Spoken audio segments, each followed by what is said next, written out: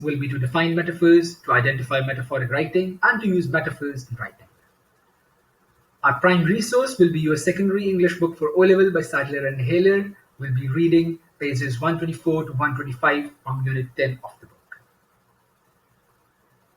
We will discuss the difference between literal and figurative language with some examples.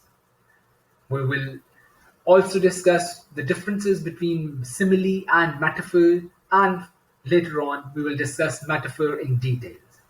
After that, we will be discussing and analyzing the poem Wilderness by Carl Sandburg, in which he uses different metaphors. For example, he says there's a wolf in me, which is a metaphor. So wolf here is metaphor and it denotes something.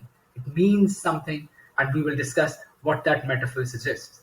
Later on, he says there's a fox in me, which also is a metaphor again, and we will discuss in detail what fox implies here. He later on says there's a cow in me, suggesting a different streak, and we will discuss that in detail as well.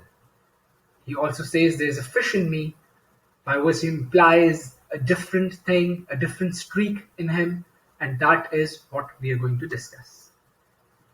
Later on, he also talks about a baboon, and we will also discuss what this baboon suggests, why this metaphor is used.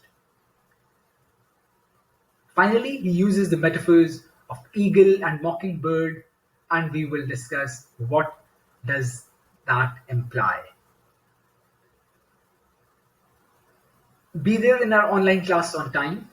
We will be discussing metaphoric language, and we will be discussing a beautiful poem by Carl Sandburg in which various metaphors are used, and with that you will be able to use metaphors in your own language.